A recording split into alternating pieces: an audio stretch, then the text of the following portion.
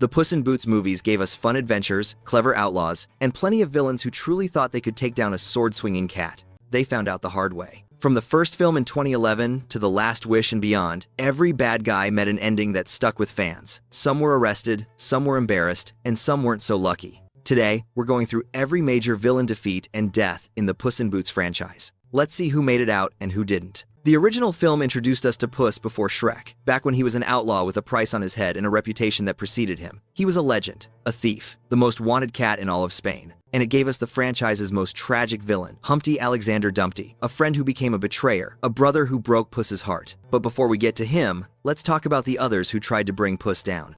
Let's start with the commandante. He spent the whole film trying to capture Puss for his crimes against San Ricardo. Puss was wanted for bank robbery, for theft, for embarrassing the local authorities at every turn. He never stood a chance. Puss outsmarted him at every turn with style and swagger. Whether it was swinging through the streets with his whip, disarming guards with a flick of his blade, or charming the ladies while making his escape, Puss always stayed 3 steps ahead. The commandante became obsessed. This wasn't just about justice anymore. It was personal. He wanted Puss behind bars more than anything. His defeat, complete and utter humiliation. After Puss saves San Ricardo from the Great Terror, the massive mother goose who nearly destroyed the entire town, he gets a full pardon from the very authorities who wanted him dead. The commandante spent years chasing an outlaw who became a hero overnight. Years of pursuit, years of failure, all erased in one act of heroism. That's gotta hurt. Your life's work made meaningless because the criminal you hunted saved everyone. Puss walks free. The commandante walks away with nothing but wounded pride. Jack and Jill are bounty hunters, married, deadly, and they really want those magic beans. These aren't the Jack and Jill from the nursery rhyme. These are hardened criminals who've made a career out of tracking down targets and collecting bounties. They travel with a massive boar named Mum, who's basically a living battering ram. Throughout the film, they chase Puss, Kitty Softpaws, and Humpty, trying to steal the magic beans and cash in on the massive reward. They're relentless. Every time our heroes think they've escaped, Jack and Jill show up again. They almost succeed multiple times, almost grab the beans, almost capture Puss, but almost doesn't count. Their defeat comes during the climax when the Great Terror goes on a rampage through San Ricardo. The entire town is being destroyed. The giant goose is unstoppable, searching desperately for her stolen golden egg. In the destruction, Jack and Jill get separated from their prize. The magic beans are gone, scattered in the chaos. The golden goose is gone, returned to its mother. Everything they worked for throughout the entire film disappears in minutes. Last we see them, they're running away from the rampaging Great Terror with nothing to show for their efforts. No gold, no glory, no magic beans, no reward. Just 2 outlaws who got outsmarted by a cat, and an egg. They survived physically, but their reputations as feared bounty hunters, those didn't make it out alive. In the world of outlaws and bounty hunters, failure is worse than death. And Jack and Jill failed spectacularly. And now the heart of the story, Humpty Dumpty, Puss's oldest friend, his brother in all but blood, and his greatest betrayal. They grew up together at an orphanage in San Ricardo, 2 outcasts who found family in each other. Humpty always dreamed of finding magic beans and climbing the beanstalk to fortune and glory. It was his obsession, his life's goal, and Puss supported him because that's what brothers do. But that obsession consumed him. It twisted him, changed him from a dreamer into something desperate and dangerous. When Puss accidentally saved the commandante's mother and became a hero overnight, everything changed. Puss had fame, respect, love from the town, everything Humpty wanted but could never have because he was just an egg. Nobody celebrates eggs. Nobody writes legends about eggs. When Puss decided to leave the outlaw life behind and become San Ricardo's hero, Humpty felt abandoned, left behind, betrayed by the one person who was supposed to stand by him no matter what. So he framed Puss for a bank robbery, turning the entire town against him in one night. Puss had to flee the only home he'd ever known, the orphanage that raised him, the town that loved him. All gone because of Humpty's jealous betrayal. And that betrayal shaped Puss into the outlaw we meet at the beginning of the film, guarded, untrusting, alone. But Humpty comes back into Puss's life with a plan. Find the magic beans, climb the beanstalk, steal the golden goose, finally achieve their childhood dream together, and Puss wants to believe him. Wants to believe his brother has changed, that they can be family again. But the entire magic bean heist was Humpty's manipulation all along. He used Puss and Kitty, not realizing or caring that the mother goose would follow them back to San Ricardo. He just wanted the gold. He wanted the glory. He wanted to prove he was more than just an egg. When the Great Terror arrives and starts destroying everything, Humpty finally realizes what he's done. The orphanage that raised them is being crushed. The innocent people of San Ricardo are running for their lives. Children are screaming, all because of his selfish obsession. For the first time in years, we see real guilt in his eyes, real remorse. He's not just sorry he got caught, he's sorry for what he's become. So Humpty does the only thing that can make it right. He sacrifices himself. He grabs the golden goose and leaps off the bridge, luring the Great Terror away from the town and back to the clouds where she belongs. As he falls, he cracks, because he's an egg, and eggs don't survive falls like that. His shell shatters on impact, pieces scattering across the ground. But inside, Humpty isn't regular yolk. It's gold. Pure, shining gold. He was a golden egg the entire time. The Great Terror, seeing the golden egg broken below, gently picks up Humpty's pieces and carries them back to the clouds. Puss watches his brother ascend. It's not exactly a death, more like a transformation, a redemption. Humpty betrayed Puss and endangered San Ricardo. But in the end, he made it right through his sacrifice. That's his defeat and his redemption wrapped into one. The franchise's most tragic villain found peace in the only way he could. This short film came out in 2012 and gave us a quick adventure with Puss trying to recover a stolen ruby from the most unexpected thieves.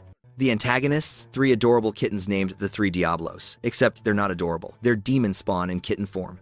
The Three Diablos, Sir Timoteo Montenegro, the Third, Gonzalo, and Perla, stole a princess's ruby and have been causing havoc ever since. They fight dirty, show absolutely no mercy, despite being tiny and fluffy. Throughout the short, Puss tries everything to get them under control, fighting them directly, reasoning with them. Nothing works. These kittens are pure chaos wrapped in fur. But then, Puss does something different. He shares his own story, how he was once an orphan too, unwanted and alone, how he found a better path through honor and friendship. How he learned that being tough doesn't mean being cruel. And something changes in the kittens' eyes. They see themselves in Puss. They see what they could become if they keep going down this dark path. And they see an alternative, a choice. Their defeat isn't violent. It's emotional. They return the ruby without being forced. They choose to change their path. And Puss takes them back to their orphanage to start over with a real chance at a better life. They survived their encounter with Puss, but their criminal careers ended that day, reformed by a cat who understood them better than anyone else could because he'd walked that same dark road himself. But behind the Three Diablos stood someone far more dangerous, Le Chuchoteur, the masked thief who orchestrated the entire ruby heist. Cold, silent, and calculating, he used the kittens as weapons, sending them to do his dirty work while he hid in the shadows. When Puss finally tracks him down, the Whisperer attacks with precision and brutality, proving he's no ordinary bandit. But in the end, Puss outsmarts him, disarming and defeating him in the tomb where he planned to escape with the stolen jewel. His downfall is straightforward, a classic villain defeated by a hero who refuses to let another life be corrupted by greed. And now we get to The Last Wish, the film that took this franchise to a whole new level. Darker, more emotional, more intense, more willing to explore themes of mortality and meaning. This film gave us multiple antagonists, each with their own agenda for the wishing star, and each met their defeat in very different ways that reflected who they were as characters.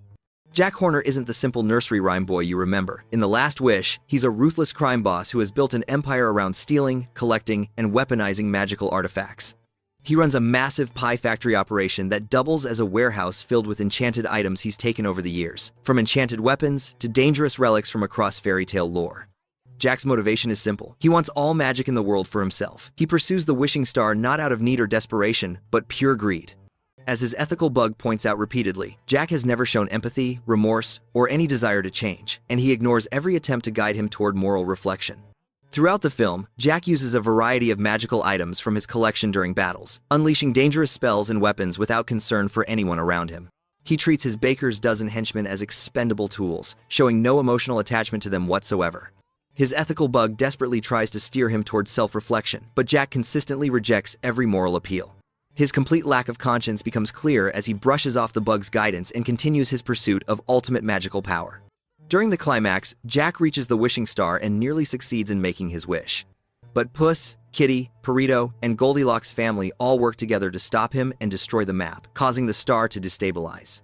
When the wishing star collapses, Jack is caught in the implosion and is consumed by its magic. This marks his final defeat. He does not survive the collapse, and nothing of him remains afterward. Jack Horner's end is absolute. A villain driven entirely by greed and domination meets a decisive and irreversible fate. No redemption, no second chance. Just a definitive end for the most malicious villain in the Puss in Boots franchise. Goldilocks and the Three Bears, a crime family, bounty hunters with a reputation across the land, and surprisingly, not actually villains in the traditional sense. They're antagonists. Yes, they're hunting Puss, but they're not evil. They're just trying to get what they think they need. They start the film hunting Puss for the map to the wishing star. They're good at what they do. Mama Bear is the strategist. Papa Bear is the muscle with a surprisingly soft heart. Baby Bear is the acrobat and wild card. And Goldilocks is the leader who holds them all together. Goldilocks wants to wish for a proper family. She loves her bears deeply, but she feels like she doesn't truly belong because she's human and they're bears. She thinks there's something wrong with their family because it doesn't fit the traditional mold. Papa Bear is especially hurt by this. He raised her, loved her, protected her, and learning that she doesn't think that's enough breaks his heart in ways that no enemy ever could. Throughout the film, there's tension in their family, unspoken hurt, the kind of pain that comes from love that feels unappreciated. But the dark forest, a magical place that shows you your worst fears, reveals the truth to Goldilocks in the cruelest way possible. It shows her what a real human family would look like. Wealthy parents in a fancy house, proper etiquette, fine clothes, everything society says a family should be. And it shows her dozens of options, different families, different lives, different possibilities. And none of them feel right. None of them have the warmth, the love, the genuine connection. They're all superficially perfect, but emotionally empty. Because they're not her family. The bears are her family. They always have been. She runs back to the bears, tears streaming down her face, and tells them the truth. They're her real family, the only family she ever needed. She was chasing a fantasy while ignoring the reality of the love right in front of her. So their defeat isn't a fight. It's a choice. It's growth. It's learning what actually matters in life. Goldilocks gives up the map, walks away from the wish that consumed her thoughts for so long, chooses her family over the magic that promised to fix what was never broken. They survive, they're redeemed, and they get what they really needed all along. Not a wish, but the realization that they already had everything. Each other. A family built on love, not biology. On choice, not obligation. Not every antagonist needs to die or suffer. Sometimes they just need to learn what actually matters. And sometimes the greatest defeat is realizing you were fighting for the wrong thing all along. And now we talk about him, Death, the wolf, the character that elevated The Last Wish from a good film to a masterpiece. He's not hunting Puss for money, not for glory, not for any conventional reason. He's hunting Puss because Puss wasted 8 of his 9 lives, treating them like they meant nothing. And Death doesn't think someone who disrespects life deserves to keep living. So he's come to take Puss's last life early, not because it's time, but because Puss doesn't appreciate what he has. This isn't a bounty hunter. This isn't a villain with a plan. This is Death itself, wearing the form of a wolf, coming to collect what it believes is owed. Their first fight in the bar is brutal and one-sided. Puss throws everything he has at Death. Every technique, every trick, every skill honed over 9 lifetimes. And Death dodges it all effortlessly, barely trying, whistling a haunting tune while he hunts. His weapons aren't magical, they're simple sickles. But they cut through Puss's defenses like they're nothing because you can't fight Death with a sword. For the first time in his entire life, Puss feels real fear. Primal, bone-deep terror. The kind of fear that makes your body freeze and your mind scream at you to run.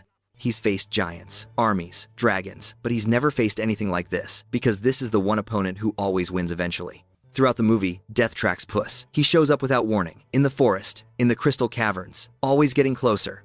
Always reminding Puss that he's coming and there's nowhere to hide from Death. Every time he appears, the tone of the entire film shifts. The music drops to ominous strings and whistling. The lighting darkens. Even other characters sense something wrong, some primal instinct warning them that a predator is near. Because Death isn't a villain you can beat with a clever plan or a magic weapon. He's inevitable, patient, and he's got all the time in the world, because time means nothing to Death.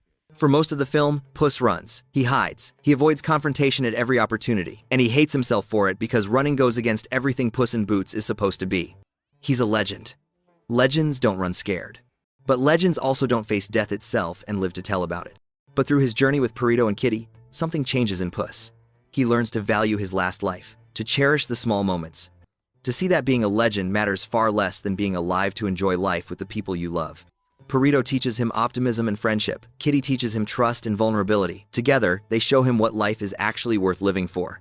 And in the final confrontation, when Death comes for him one last time with sickles drawn and murder in his eyes, Puss doesn't run. He stands his ground, plants his feet, draws his sword, and faces Death with clear eyes and a steady hand.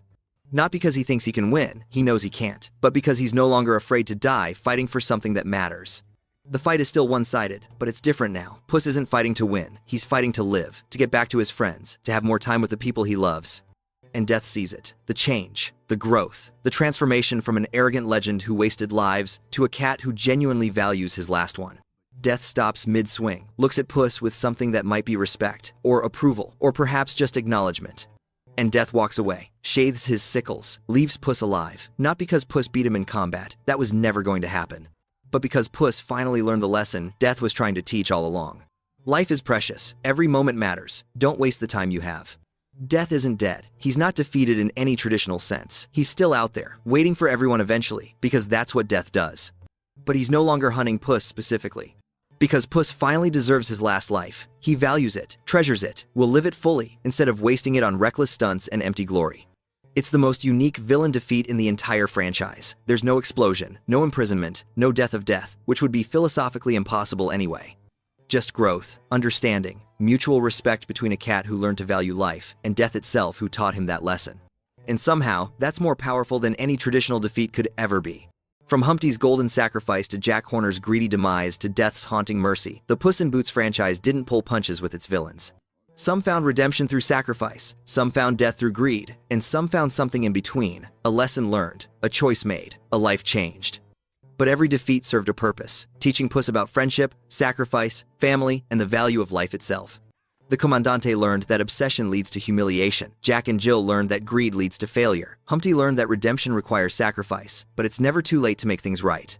The three Diablos learned that change is possible with the right guidance, and that sometimes what you need isn't to be punished, but to be understood. Jack Horner learned nothing because he refused to learn, and that's okay. Some villains don't deserve redemption. Some villains are just evil, and seeing them defeated completely is satisfying in its own way.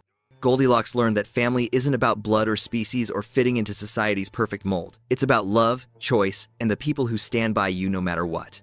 And Death taught the greatest lesson of all, that life only matters when you actually value it, that legends are meaningless if you're not alive to enjoy being yourself, that sometimes the scariest thing in the world is exactly what you need to learn how to truly live. Every villain defeat in this franchise was earned, whether through combat, choice, sacrifice, or character growth. Each antagonist's end meant something, taught something, added something to Puss's journey from legend to person. Let us know in the comments which villain defeat hit the hardest for you. Was it Humpty's tragic redemption that brought tears? Jack Horner's satisfying demise that brought cheers? Or Death's haunting mercy that brought chills? And which villain would you want to see return in a future Puss in Boots film? Could Humpty come back from the clouds? Could Death return for another lesson? Could the Diablos show up as reformed heroes? Hit that subscribe button for more character breakdowns, villain analysis, and deep dives into your favorite animated franchises. But most importantly, stay legendary.